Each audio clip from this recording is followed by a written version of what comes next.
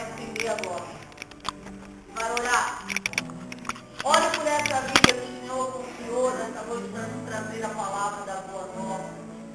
Para colocar mais uma força nessa corrente, nesse tempo de deserto, que nós estamos sendo colocados. Não como perdedores, mas nós estamos como aquele povo do Egito, colocados no deserto em busca da terra prometida. Nós queremos ver cair no céu, Senhor, o povo, teu povo, Senhor. Por isso, derrama agora o teu povo sobre a vida desse irmão, Senhor. Que não desistia a quem passou o chamado, Senhor. Não desistir para nós nesse coração, mas desistir para o teu chamado, Senhor. Porque o Senhor confia, Senhor, nesse teu servo, nesse teu amigo, nesse teu filho, Senhor. Por isso agora derrama o teu povo sobre ele, dá o som desse Espírito. Pelo nome da Virgem Maria, nós pedimos, Senhor, que possa envolvê-lo agora.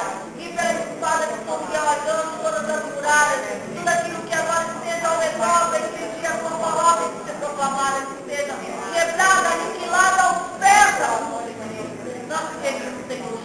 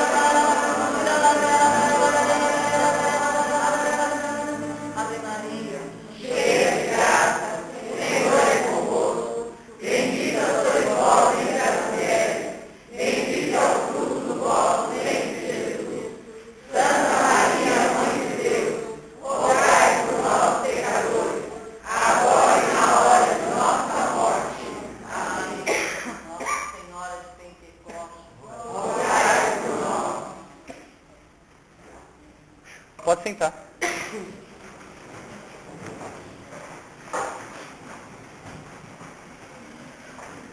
Boa noite. Me chamo Guilherme Teles, sou membro fundador de uma pequena equipe missionária chamada Madeiro da Cruz. Nós temos como carisma viver o amor esponsal crucificado como Maria. Para mim é uma grande alegria estar vindo pela primeira vez a esse grupo de oração no qual vocês estão vivendo ali um seminário quaresmal, é isso mesmo? Então a guerreira passou as informações certas, né? A guerreira é uma bênção, né? Ali no seminário quaresmal nós vamos falar um pouco sobre como vencer as tentações. É isso também, né? Tá vendo? Como vencer as tentações. Então você pode abrir a sua Bíblia na primeira carta de São Paulo aos Coríntios, no capítulo 10, no versículo 13. São Paulo aos Coríntios, capítulo 10, versículo 13. 1 Coríntios, primeira carta de São Paulo aos Coríntios, capítulo 10, versículo 13. Amém? Amém. Posso ler sim ou não? Sim. Mas antes de ler, eu quero pedir para que você feche seus olhos por um instante. Para que eu possa consagrar essa pregação à grande Mãe de Deus, a Virgem Maria. Já foi consagrado esse grupo de oração inteiro, mas lembrado da Virgem Maria nunca é demais. Eu quero aqui rezar um poema que a igreja reza em um dos dias ali, um dos sábados, dedicado a Nossa Senhora na liturgia das horas. E esse poema a Nossa Senhora, ele diz o seguinte: ó Virgem Mãe de Deus, das virgens guardiã, ó porta azul dos céus, estrela da manhã, és lírio entre os espinhos, és pura sem igual, brilhando nos caminhos da culpa original, estrela na procela, tu és nossa esperança, o porto se revela e a nau segura avança, és torre inabalada, farol que nos conduz, trazendo imaculada o bálsamo Jesus. A culpa onipresente não mancha a tua aurora, venceste a vil serpente, protege-nos agora. És mãe, esposa e filha do Deus que é unitrino. Tão grande maravilha cantamos neste hino. Sou todo vosso e tudo que possuo vos pertence, ó meu amado Jesus, por Maria, vossa mãe santíssima. Repita assim comigo: nós vos adoramos. Santíssimo Senhor Jesus Cristo. E vos bendizemos, porque pela vossa santa cruz remistes o mundo. E que pelo sinal da santa cruz livra-nos Deus, nosso Senhor, dos nossos inimigos. Em nome do Pai, e do Filho, e do Espírito Santo. Amém. Então, olho na palavra, coração no alto, vamos prestar atenção. 1 Coríntios capítulo 10, versículo 11 seguintes. Estas coisas lhe aconteceram para servir de exemplo e foram escritas para nossa instrução, nós que fomos atingidos pelo fim dos tempos. Assim, pois, aquele que julga estar em pé, tome cuidado para não cair. As tentações que vos acometeram tiveram medida humana. Ponto. Deus é fiel. Não permitirá que sejais tentados acima das vossas forças. Mas com a tentação, Ele vos dará os meios de sair dela e a força para suportar. Essas são para nós palavras do Senhor. Portanto, vamos aplaudir a palavra de Deus, já que ela é a palavra do Senhor para nós.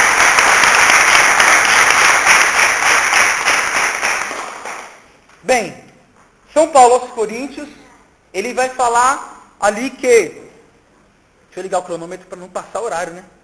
Ele vai falar que nós somos tentados. E o tremendo dessa leitura é que ele vai ensinar muito bem que nós somos tentados, porém, o grande mistério é que nós nunca seremos tentados acima das nossas forças. Nós muitas vezes olhamos para a nossa vida. Claro que ainda existem muitas pessoas dentro da igreja que ainda não olham para a sua própria vida. E aí insistem ali em caminharem com Deus e dizerem que tem uma vida entregue, ofertada ao Senhor, mas que não se conhece. Lá na Madeira da Cruz, eu costumo falar para os meus o seguinte: aquele que não se conhece, não se tem. E se não se tem, não pode se dar. Diz também o catecismo da igreja melhor. Santo Agostinho, na homilia do domingo passado, lá no século XX, fazendo a homilia da mesma leitura do domingo passado, da Quaresma, ele fala que o pecado e as tentações acabam sendo importantes até mesmo para que nós nos conheçamos. Por isso, é importante que, olhando para as nossas vidas, nós possamos encontrar ali o nosso limite. Para todas as coisas. Olha para a pessoa que está do seu lado e fala: você é limitado. Sozinho você é limitado. Mas com Deus você pode. Pode olhar de novo para cá. E esse é um grande mistério para aquele que se conhece. Aquele que se conhece, ele sabe que com as suas próprias forças, ele não vai de jeito maneira resistir à tentação e a pecado nenhum. Com as suas próprias forças. Ele vai sempre, como diz um padre amigo meu, dar murro em ponta de faca. Mas pelo contrário, como quando nós estamos com Deus, quando nós depositamos em Deus as nossas fraquezas e as nossas limitações, nós podemos e podemos muito. Para que nós possamos entender isso, eu quero falar primeiro o que é o pecado. Porque nós falamos ali, muitas vezes, como resistir à tentação, não peca, mas o que é o pecado? Então nós vamos ver o que é o pecado, nós vamos ver o que esse pecado causa em nossas vidas, e o mais importante, na pregação de hoje, nós vamos ver como resistir a essas tentações diabólicas, ou nem sempre aquilo que vem do demônio, mas aquilo que vem de nós mesmos. Porque nós temos 3 inimigos, ensina Santa Edith Stein, aquela carmelita, mulher de Deus santa. Ela vai dizer que nós temos 3 inimigos: o demônio, o mundo e a carne, ou seja, nós mesmos. Nem tudo vem do demônio, mas muita coisa vem dele, e ele existe, pode acreditar. Se você não acredita nele, ele acredita em você, como o povo costuma dizer. Amém? Amém. Bem, o que é pecado? No catecismo vai dizer no número 1850 que o pecado é uma ofensa a Deus. Ponto. Esse é o princípio do pecado. quando nós pecamos, eu e você, nós cometemos uma ofensa a Deus. Olha só, Santo Agostinho diz que o pecado é uma palavra, é um ato e um desejo contrários à lei eterna. Qual é essa lei eterna? Está lá no Deuteronômio, capítulo 6, versículo 5. Portanto, amarás o Senhor teu Deus de todo o teu coração, com toda a tua alma e com toda a tua força. Então, Santo Agostinho fala que o pecado é uma palavra, um ato, um pensamento, o que for, contrário a essa lei eterna. Portanto, sempre que nós cometemos o pecado, nós nos colocamos contrário ao pedido de Deus. Não que Deus seja carente e peça amor para ninguém. Ele não precisa. Mas acontece que Deus é uma pessoa. Não sei se você sabe disso. A primeira pessoa da Santíssima Trindade é o Deus Pai, a segunda é o Deus Filho e a terceira é o Deus Espírito Santo. Eu quero perguntar para vocês, quem ama a Deus, levanta a mão e diga eu. Pode abaixar. Não sei se vocês sabiam, mas eu estou no 4º ano lá de psicologia e na faculdade, no 1º ano, uma professora falou uma coisa tremenda para mim. Ela, para mim não, né? Para a sala inteira, que eu não tenho aula sozinho. Ela falou assim, o contrário do amor não é o ódio. Eu falei, meu Deus do céu, meu mundo caiu. Eu sempre falei na igreja que é o ódio e tal, não é ódio. O contrário do amor é a indiferença. Quem aqui namora, quem aqui já namorou, quem aqui é casado, quem aqui é noivo, já teve um relacionamento assim, levanta a mão para eu ver. Pode abaixar. Não sei se você já gostou de alguém, mas funciona mais ou menos assim. Você vai lá, declara o seu amor, fulano de tal, fulana de tal, eu te amo. E aí fulano não corresponde ao seu amor e você fica muito triste. E aí a pessoa começa a te desprezar, porque ela não quer machucar você, enfim, tantas essas coisas. E o grande mistério é esse. O contrário do amor é justamente o desprezo. Um Deus que ama e ama sem medidas, ele espera ansiosamente uma resposta de amor da nossa parte. Portanto, o pecado é quando nós, com a nossa vida, com as nossas atitudes, nós não damos uma resposta de amor. E se isso já aconteceu com você, com alguma outra pessoa, já aconteceu comigo, né? Mas já estou curado, graças a Deus. Dói muito, dói ou não dói? Dói. Por isso que o contrário do amor não é o ódio, é a indiferença. Porque aquele que odeia ainda quer saber se fulano já quebrou a perna, se já morreu, né? Fulano de tal já quebrou a perna, já será? Não, mas quem de fato não ama, despreza. Exclui da vida e não quer nem saber. Estou certo ou estou errado? O contrário do amor, portanto, não é o ódio, é a indiferença. O pecado é essa indiferença com Deus, nas nossas atitudes e na nossa vida. Portanto, se nós com as palavras dizemos que amamos a Deus, é necessário que as nossas atitudes sejam ali coerentes com as nossas palavras. Nunca que as nossas palavras não sejam ali conforme as nossas atitudes, porque isso também já é complicado para um cristão, para um homem, para uma mulher de Deus. Catecismo no número 387 diz o seguinte: o pecado é um abuso à liberdade que Deus dá às pessoas criadas, para que a pessoa possa amá-lo e amar-se mutuamente. O pecado é um uso errado da liberdade, vai ensinar o Catecismo da Igreja. Tem uma santa da igreja, se não me engano, a própria Santa Edith Stein, que vai falar sobre a liberdade. E vai falar sobre ali a liberdade, e ela vai falar que a liberdade é um sacrário inviolável. Sabe o que é um sacrário? Sim ou não? Sim. Onde Jesus fica dentro, né? Que ela fala que a nossa consciência, a nossa liberdade é um sacrário inviolável. Nem Deus pode romper esse sacrário. Nem Deus pode te colocar e tirar essa liberdade de você. A não ser que você livremente se coloque diante de Deus como escravo.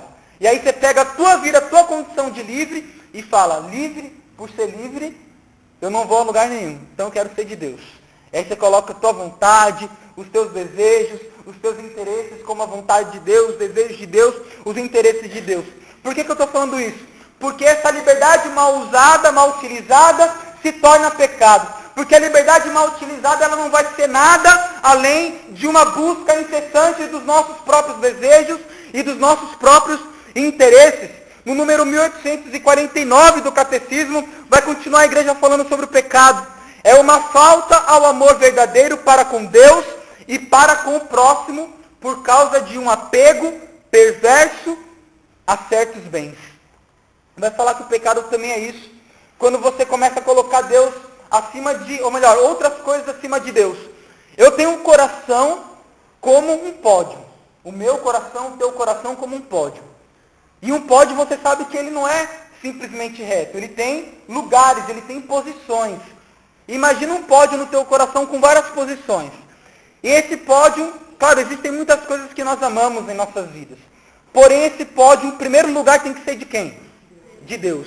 E quando nós colocamos Deus em segundo lugar, e ainda eu estou sendo bonzinho conosco mesmo, porque muitas vezes nós colocamos Deus em último, até fora do pódio do nosso coração, isso já é pecado. Isso já é um ato de uso mal da liberdade e do exagero do apego aos bens.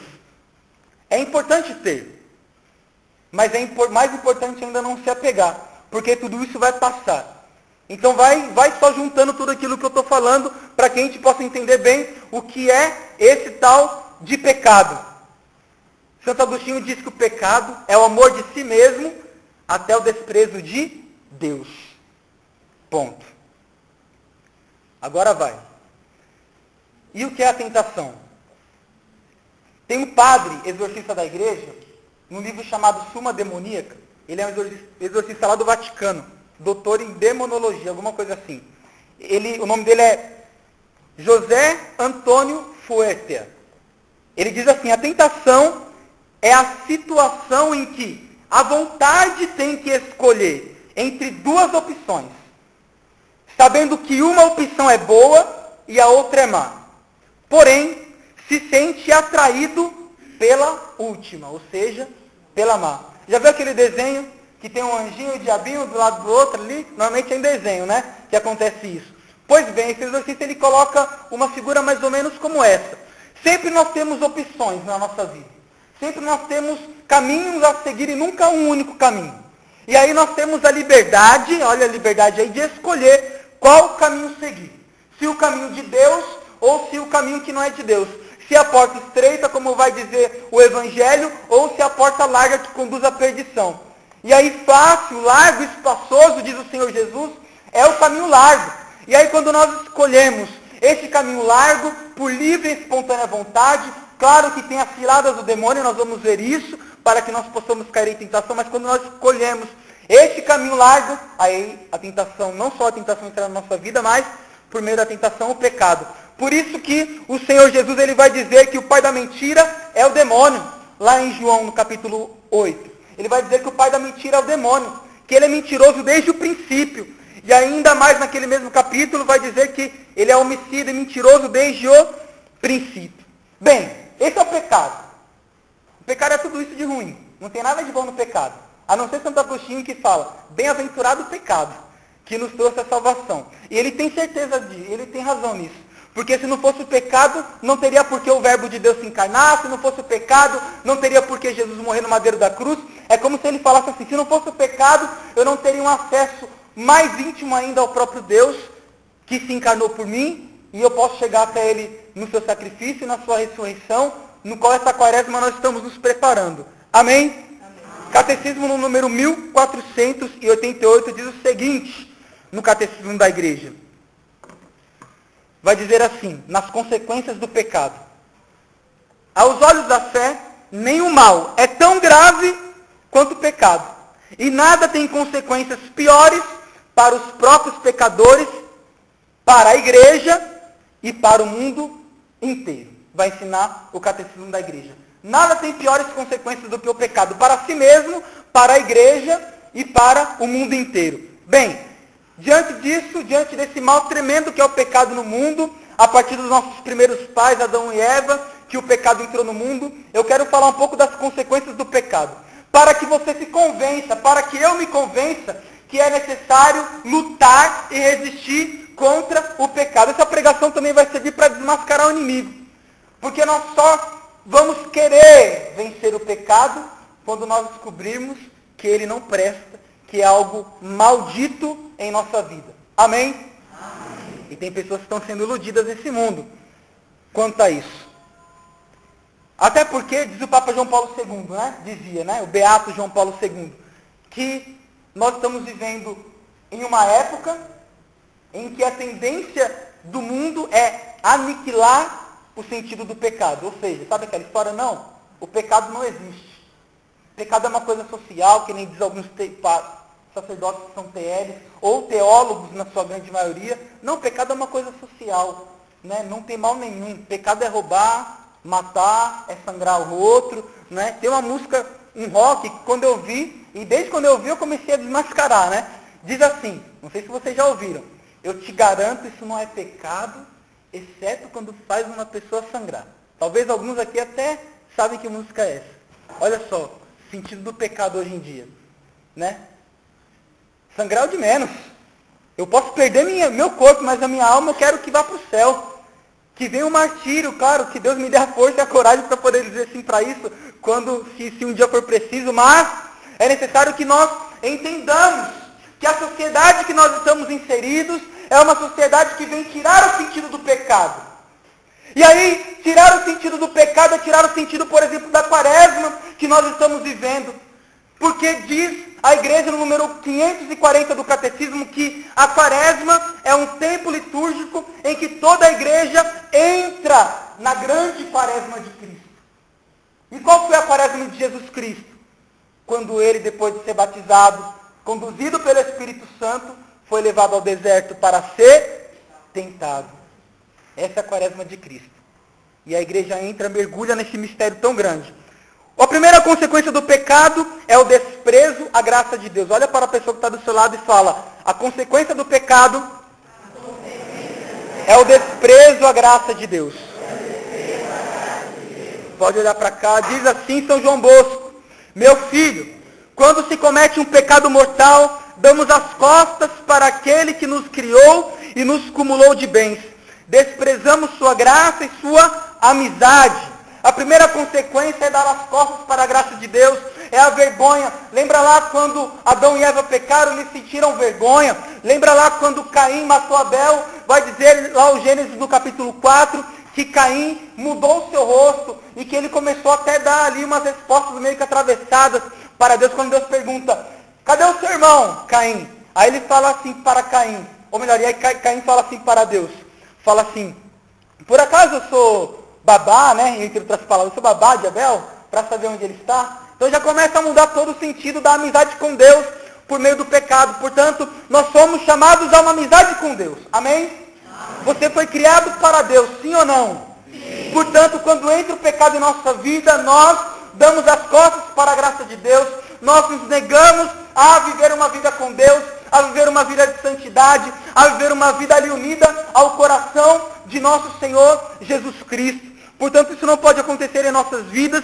e é necessário que nós lutemos contra isso, e logo mais eu vou dar as armas necessárias para vencer o inimigo. O Catecismo 1849 vai dizer o seguinte, que o pecado fere a natureza do homem. Não sei se vocês se lembram lá na parábola do filho pródigo, entre as 3 parábolas da misericórdia que Jesus conta no Evangelho de São Lucas. A última das 3 é a do filho pródigo. Ele fala aí do dracma perdido, Jesus fala, da ovelha perdida também Jesus fala, e a última é sobre o filho pródigo. Simplesmente eu quero retomar essa parábola. Ele fala assim que o filho mais novo pediu seus bens para gastar e esbanjar no mundo. E aí ele gastou, esbanjou, perdeu seus amigos, perdeu casa, perdeu sua dignidade, e aí entra essa segunda consequência do pecado. A segunda consequência do pecado é exatamente isso. Quando nós pecamos, nós perdemos a nossa dignidade humana. Tanto é verdade que aquele filho, o pródigo, o mais novo, que estava gastando seus bens, ele queria matar a sua fome com a lavagem dos porcos, sim ou não? Ele começou a se assemelhar a outras coisas. Ele começou a se configurar a outras coisas. Quando Gênesis no capítulo, no capítulo 2, se eu não me engano, vai dizer que nós somos criados à imagem e semelhança de Deus. E ele se assemelhou à imagem e à semelhança dos porcos. Não é mesmo? Então o pecado, quando entra em nossa vida, ele vai ali tirando essa identidade da natureza humana. E ainda mais, a outra consequência do pecado nos torna inimigos de Deus. São João Bosco diz o seguinte também, Dom Bosco, o demônio lança armadilhas para fazer você cair em pecado, tornando a alma sua escrava e inimiga de Deus. Uma vez que o demônio diz, esse padre exorcista, José Antônio Fuerte, ele diz que Deus não pode o demônio não pode nos atingir a Deus. E a ira dele é contra Deus. Então ele vai atingir quem? Os filhos de Deus. E ele vai atingir ele com as suas mentiras, e com as suas picuinhas para que nós possamos quebrar esse vínculo de amizade com Deus. Então olha para a pessoa que está do seu lado e fala: o pecado desfaz a amizade com Deus. Catecismo da Igreja, 1850, o pecado ergue-se contra o amor de Deus por nós e desvia dele os nossos corações. São João Bosco também fala o seguinte: o escandaloso é um verdadeiro agente do demônio. Outra consequência do pecado, sabe qual é? O demônio faz de nós aquilo que ele quer. E além de fazer de nós aquilo que ele quer, ele nos faz pedras de escândalo, de tropeço. Lembra quando Jesus olha para Pedro em Mateus 16 e fala: tu és Pedro, e sobre esta pedra edificarei a minha igreja? Poucos versículos depois, Jesus começa a falar de sua morte. E provavelmente vai ser um dos evangelhos dessa quaresma.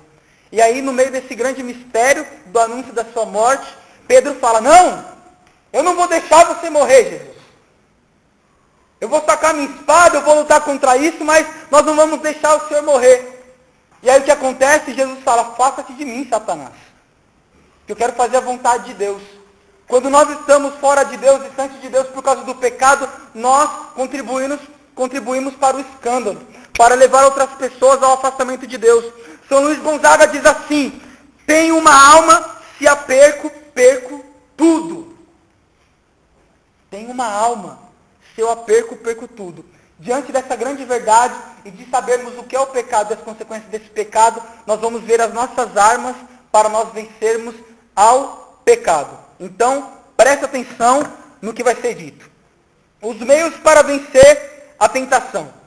São Bernardo diz o seguinte: tudo que fizer para evitar uma eternidade sem tormentos é pouco, é nada.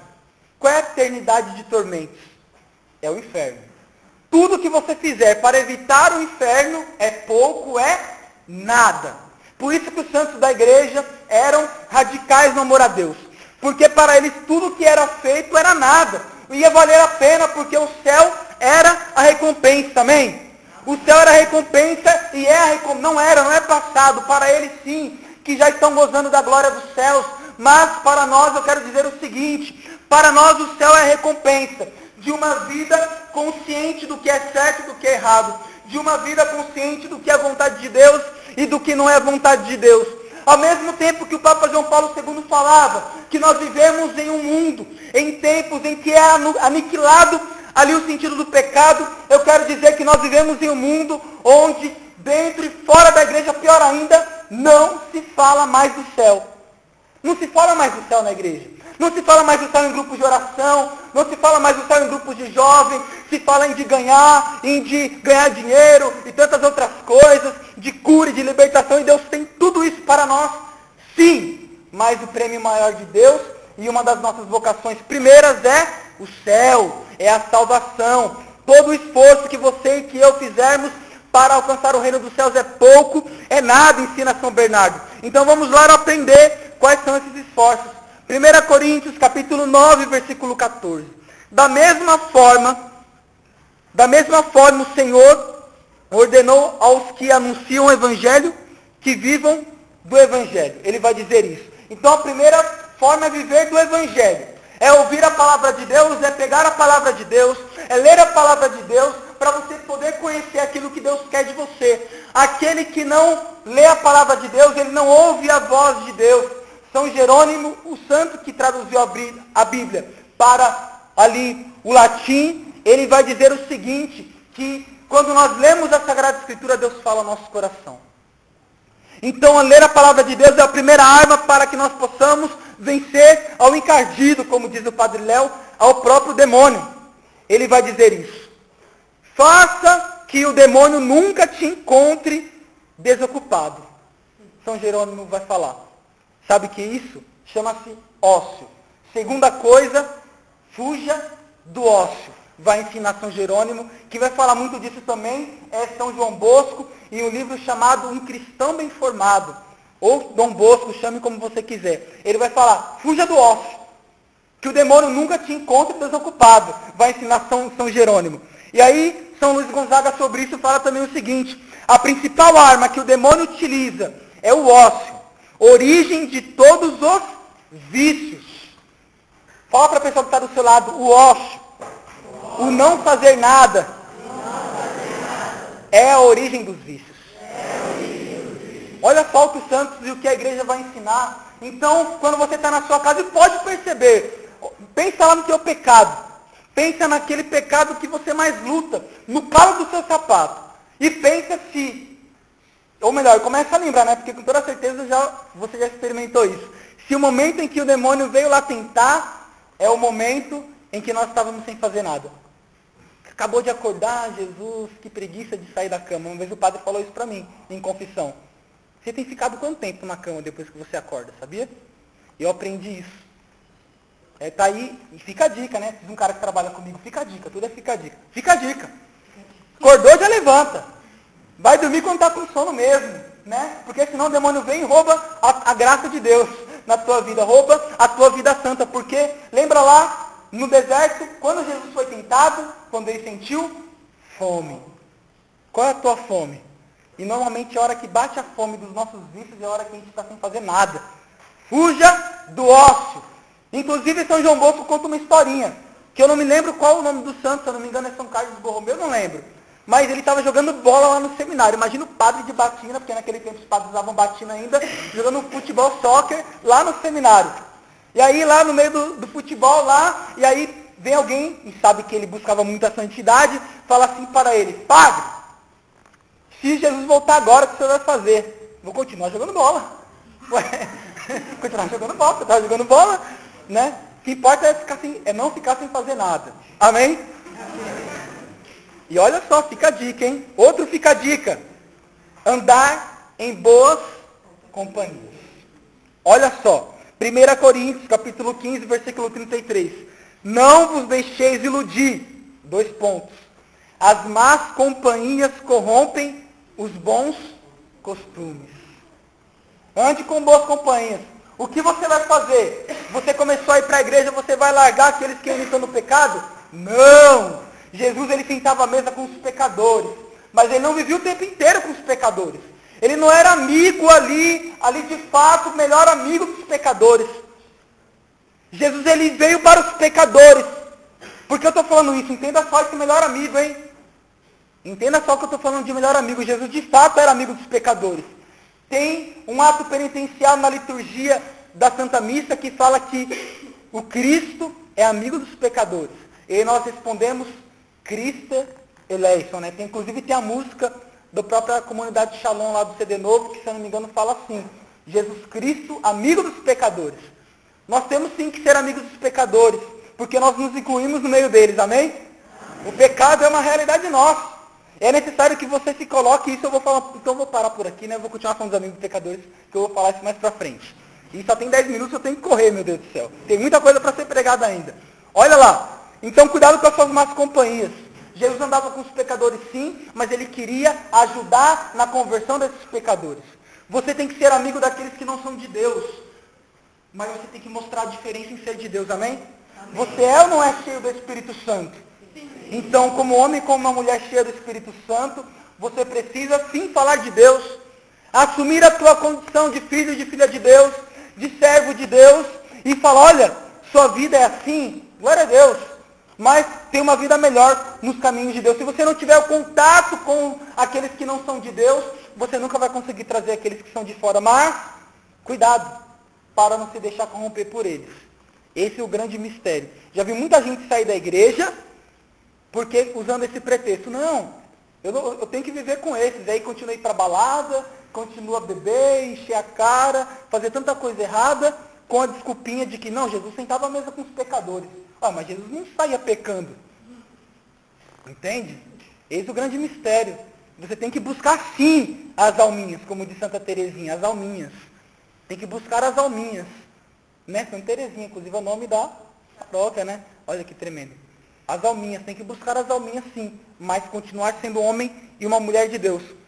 Fica a dica, outro fica a dica para nós, a oração. Vai dizer ali, Santa Edith Stein, Carmelita, que perseverar na oração e ter paciência. Nós somos limitados, sim ou não? Sim. Eu sou muito limitado. Eu tenho com a psicologia e com a graça de Deus, primeiramente, aprendido um pouco mais sobre mim. E cada dia que passa, ali nós temos uma regra de vida na Madeira da Cruz, que é de contemplar a cruz durante alguns minutos durante o dia. E aí cada vez que eu paro, que eu silencio diante do crucificado, eu olho para Jesus e eu vou entendendo quem eu sou.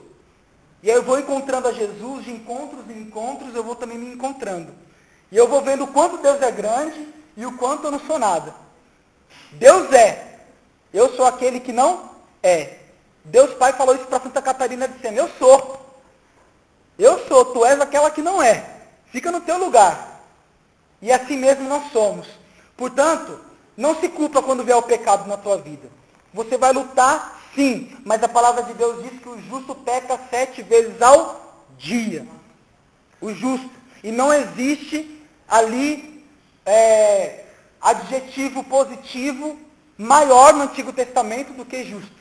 Chamar alguém de justo é como falar assim nos dias de hoje, você é muito santo. Né? Por isso que na palavra de Deus vai falar sobre o castíssimo São José, que ele era o justo José. Entende? O justo Moisés, o justo Abraão. Então, o justo peca 7 vezes ao dia. Então, tem muitas pessoas na igreja que se matam e se martirizam porque cometeu um pecado. E eu quero dizer para você, isso também é jogada do demônio na tua vida. Você está lá lutando não sei quanto tempo, longe daquele vício, sabe aquele vício onde, eu vou repetir, onde aperta o calo? Então, você está lá lutando com todas as forças, e aí você peca. E aí você começa a se culpar, e a se martirizar. Vou sair da igreja, Senhor, eu não sou digno. E não é digno mesmo. Não sei se já te falaram isso, mas nós não somos dignos de nada. Entende? Você não é digno de nada, eu não sou digno de nada, mas foi a vontade de Deus vir até nós. Assumir a condição humana, como vai dizer São Paulo aos Filipenses. Sabe o que significa assumir a condição humana? É assumir a condição de nada. De nada. Jesus se fez nada por você e por mim. Olhar para a tua condição na oração e falar, eu não sou nada. Mas como diz São Paulo aos Filipenses no capítulo 4, no versículo 13, tudo posso naquele que me fortalece. Olha só que tremendo. São João Crisóstomo vai dizer que nada é mais poderoso do que um homem que ora. Portanto, se você quer vencer os vícios, pensa no vício que vem te atormentando durante anos. Se você quer vencer esse vício, ora, dobra o joelho, com a graça de Deus você pode sozinho, você não pode. Com a graça de Deus você pode. Fecha os seus olhos, coloca a mão no seu coração e fala, eu sozinho não posso. Nada. Mas com Deus, com o Espírito Santo de Deus, com a grande mãe de Deus, com os anjos de Deus, com a igreja de Deus, eu posso tudo. Ouviu o demônio? Eu posso tudo. Amém. Nunca te esqueças da tua condição de nada. Por isso que São Pio falava assim, Padre Pio, eu sou apenas um frade que ora. Sou apenas um frade que reza. Quando perguntaram, de onde que vem tanta santidade? Sou apenas um frade que reza. Quando perguntaram da sabedoria de Santo Tomás de Aquino, ele falou, minha sabedoria está no genuflexório. Sabe o que eu faço para poder preparar esses sermões belos? Eu vou e dobro os joelhos e vou adorar o Santíssimo Sacramento. Daí que vem toda a sabedoria. Sabe de onde que vem a sua força? É de Jesus. Porque em Jesus Cristo nós somos mais do que vencedores. Fica de pé nessa certeza profunda. Ainda de pé, eu quero dizer o seguinte, queridos e queridas. Talvez as pessoas, ou você mesmo, falou para você que você não pode contra tal pecado, contra tal tentação. Eu quero dizer que isso é mentira do demônio, mentira do anticristo. Porque você pode tudo em Deus. Lá em 1 Coríntios, no capítulo 15, no versículo 3, vai dizer São Paulo que Cristo morreu pelos nossos pecados, segundo as Escrituras. E Ele morreu pelos nossos pecados porque Ele muito nos ama. Lá em João, no capítulo 3, no versículo 16, vai dizer o seguinte, o Senhor Jesus, que Deus enviou o seu Filho único para nos salvar dos nossos pecados. 1 João, capítulo 4, versículo 10, São João vai dizer assim, o discípulo que Jesus amava, patrono da Madeira da Cruz. vai dizer o seguinte, que o amor consiste nisso. Deus enviou o seu Filho único como vítima de expiação dos nossos pecados. Portanto, vai ver nas provas de amor de Deus, um Deus que te ensina que você não é nada, porque é necessário que você saiba disso para que você possa ser tudo nele. É um Deus que te ensina que na oração você pode vencer as tentações. É um Deus que te ensina para que você não se encontre desocupado, porque o demônio vai te assaltar, vai assaltar a graça de Deus na tua vida. Portanto, feche os seus olhos.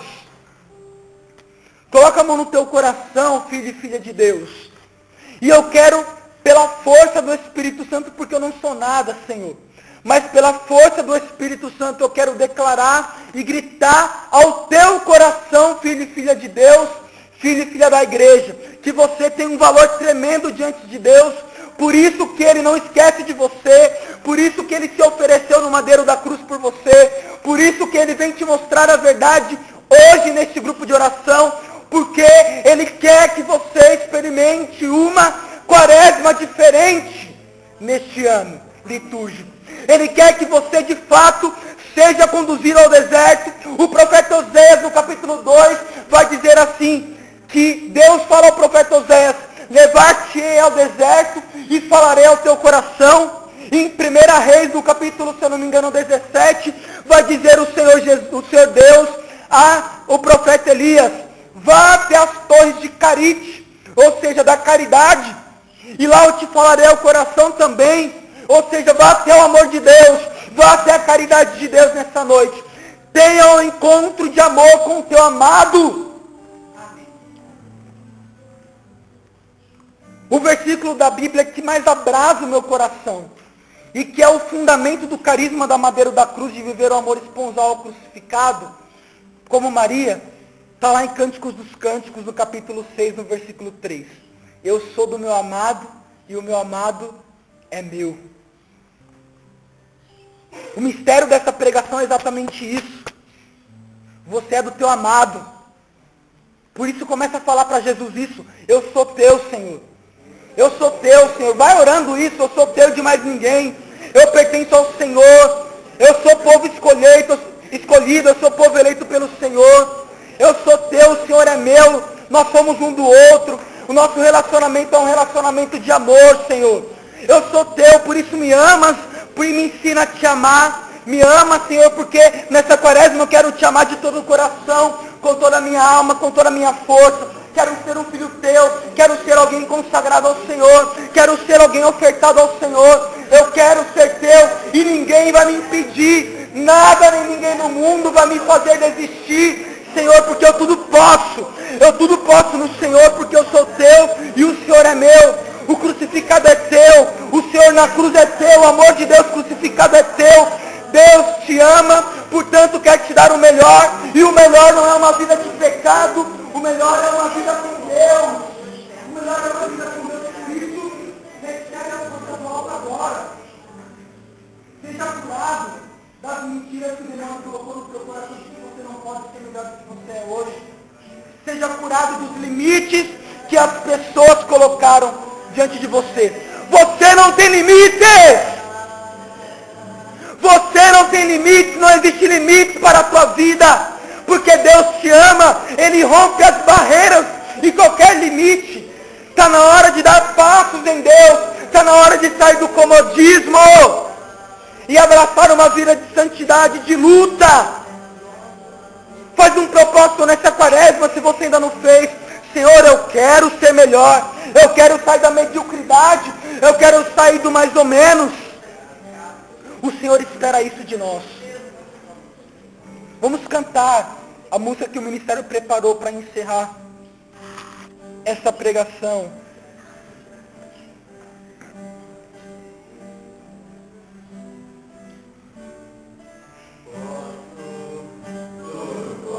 Naquele que me fortalece. Nada nem ninguém no mundo.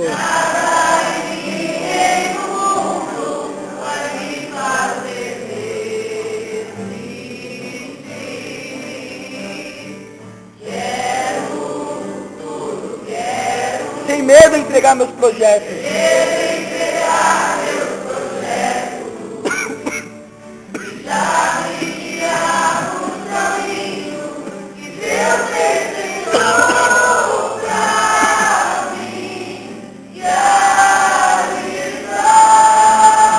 perseguir tudo aquilo. Vou persistir. E mesmo nas marcas daquela dor, do que ficou, vou me lembrar. E realizar os sonhos mais lindos que Deus sonhou.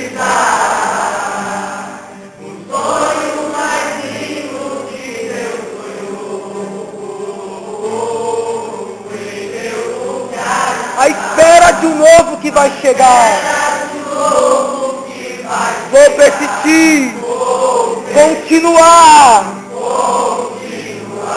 A esperar e crer mesmo quando a visão se turva e o coração só chora, mas na alma a certeza da vitória. Levanta os seus dois braços lá no alto, fecha os seus olhos.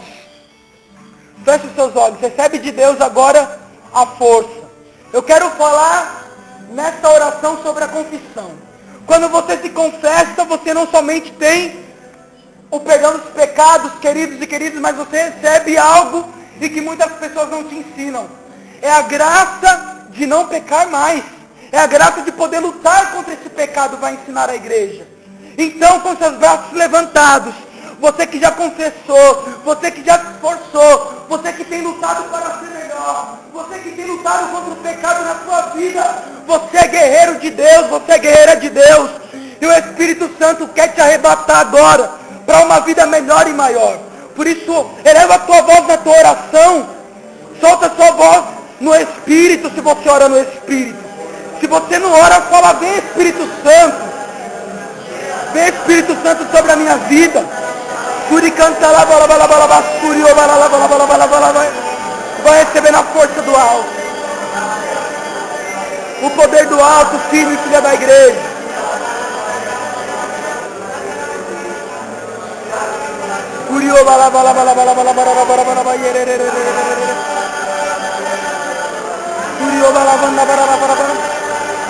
Na tua fraqueza recebe a força.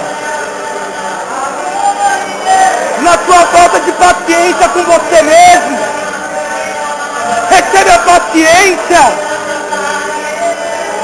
Recebe o Espírito Santo, o auxílio da Virgem Maria. Seja forte, renovado no Espírito Santo de Deus.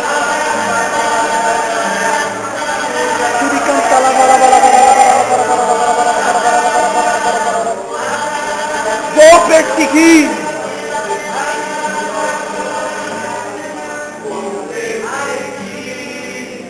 Tudo aquilo que Deus já escolheu pra mim. E mesmo nas marcas daquela dor, do que ficou, vou me lembrar. E realizar os sonhos mais lindos que Deus sonhou. Em meu lugar está a espera de um novo que vai chegar. Vou persistir, continuar a esperar e crer mesmo quando a visão se turva e o coração só chora, mas na alma a certeza da vitória.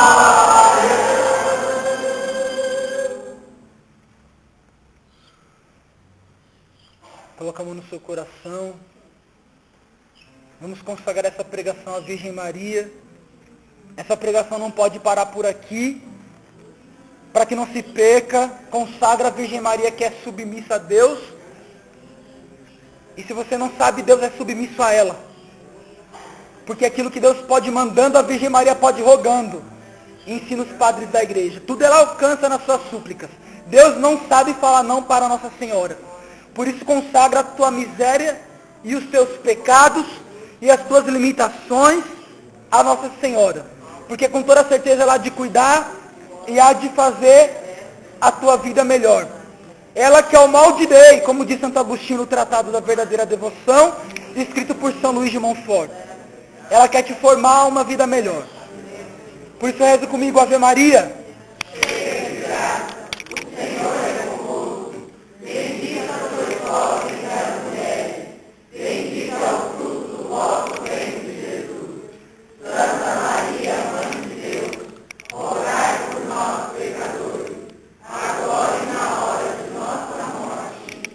Rogai por nós, Santa Mãe de Deus. Repete assim comigo. Eu sou do meu amado. E o meu amado é meu. Vamos aplaudir o Senhor Jesus.